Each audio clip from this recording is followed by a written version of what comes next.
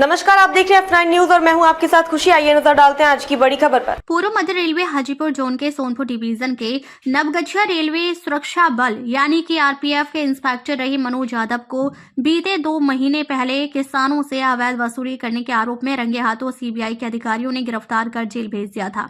मनोज यादव की गिरफ्तारी के बाद उन्हें सीबीआई के अधिकारियों ने जमकर खातिरदारी में भी कोई कमी नहीं किए थे। दर्शकों समझ गए होंगे कि यहाँ खातिरदारी का मतलब क्या होता है। फिर भी पूर्व मध्य रेलवे के हाजीपुर जोन के तमाम डिवीजनों के इंस्पेक्टर वसूली के धंधे से बाज नहीं आ रहे हैं। सूत्रों से पता चला है कि डीडीओ डिवीजन से लेकर समस्तीपुर, सोनपुर, दानापुर और धनबाद डिवीजन के तमाम इंस्पेक्टरों के द्वारा अवैध वसूली के काम मनोज यादव के जेल जाने के बाद भी बंद नहीं हुए हैं।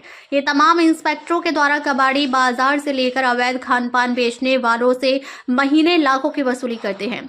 सूत्रों ने यह भी बताया कि कोई ऐसे भी इंस्पेक्टर हैं जिनका घर पटना बिहार है और वह अवैध खान पान बेचने वाले वेंडरों के ठेकेदार से झारखंड से बिहार उनके घर रोजाना ट्रेनों से उनके घर सब्जियां भेजते हैं। दर्शकों, हम मनोज यादव की बात अगर करें तो उनके 2 महीने जेल में बिताने के बाद भी अब तक आईजी अमरीश कुमार उनके विरुद्ध कोई कार्रवाई नहीं किए हैं, जबकि जेल जाने और अवैध वसूली करने के मामले में अब तक उन्हें बाकायदा नियम 161 के तहत नौकरी से निकाल घर भेज देना चाहिए था। शायद आईजी अमरीश कुमार का मनोज यादव के विरुद्ध कार्रवाई अब तक न करना एक ये भी कारण बताया जा रहा है कि मनोज यादव इंस्पेक्टर आईजी अमरीश कुमार के कारखास इंस्पेक्टरों में से एक थे, जिन्होंने बीते मार्च महीने के ट्रांसफर पोस्टिंग में जमकर दलाली कर उन दागी कुछ इंस्पेक्टरों को रुपए लेकर उनके मनचाही आरपीएफ के पोस्टों में तैनाती दिलवाने में सक्षम साबित हुए हैं। और शायद अमरीश कुमार आईजी का एक डर ये भी है कि कहीं मनोज यादव के विरुद्ध अगर आरपीएफ के नियम 161 का प्रयोग कर मनोज यादव को नौकरी से निकाल घर भेज देते हैं तो शायद आगे चलकर मनोज यादव भी आईजी अमरीश कुमार के खिलाफ अपनी जुबान खोल देगा और आईजी अमरीश कुमार को भी सीबीआई के जांच की जद में फंसा देगा। शायद यही डर है जो अमरीश कुमार आईजी को मनोज यादव के विरुद्ध विभागीय कार्रवाई आरपीएफ नियम 161 का प्रयोग करने से रोक रहा है। इससे पहले भी धनबाद डिवीजन में एक मामला ऐसा ही आया था जिसमें एक इंस्पेक्टर के चलते एक सिपाही और एक दरोगा को अपनी नौकरी देकर ऊपर से 3 आरपीयूपी एक्ट का मुकदमा भी अपने ऊपर ले लिया था। उस इंस्पेक्टर ने कहा था कि कुछ भी हो जाए अपनी जुबान मत खोलना। खबरें जो सवाल बनाती हैं, खबरें जो आपका इम्तिहान लेती हैं, तथ्यों की गहराई में उतरकर हम करते हैं हर साजिश का पर्दाफाश। खबरें जो आपको सोचने पर मजबूर कर दें, खबरों से कोई समझौता नहीं, खबरों की सफर की एक नई शुरुआत। F9 न्यूज पर खबर वही जो सच दिखाए।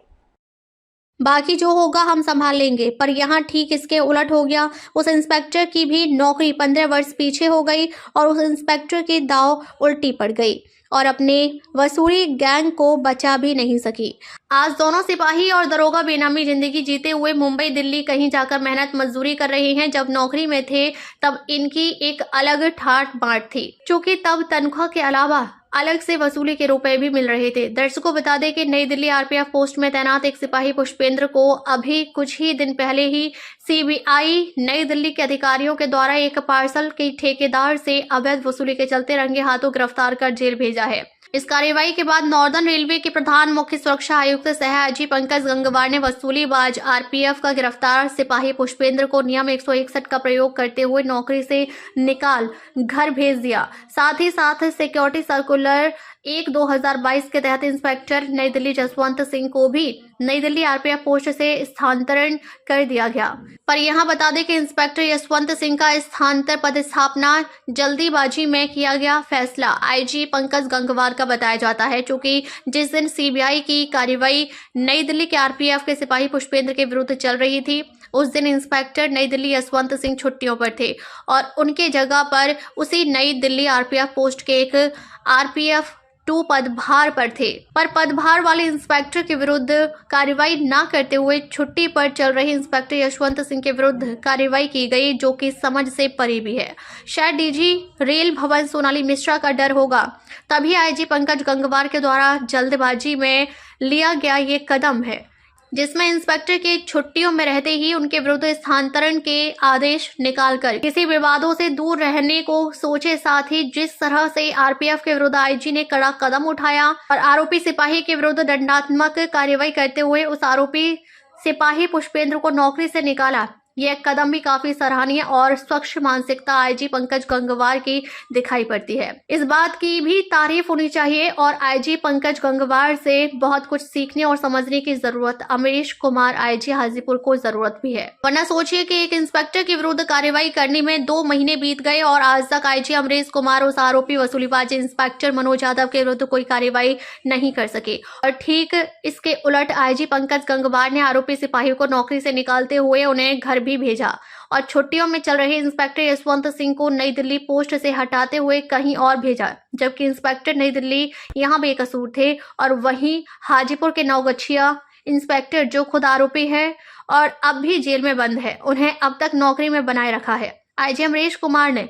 और ये दोहरी नीति आरपीएफ में आखिर क्यों, जबकि डीजी आरपीएफ एक है और आरपीएफ का नियम भी एक है, तब एक को सजा एक को मजा, आखिर क्यों? एक बड़ा सवाल। F9 न्यूज एडिटर नई दिल्ली से असीम कुमार सामंतों की रिपोर्ट। अब तक के लिए बस इतना ही। फिर होगी आपसे मुलाकात ऐसी एक और बड़ी खबर के साथ। तब तक के लिए नमस्कार और देखते रहिए F9 न्यूज।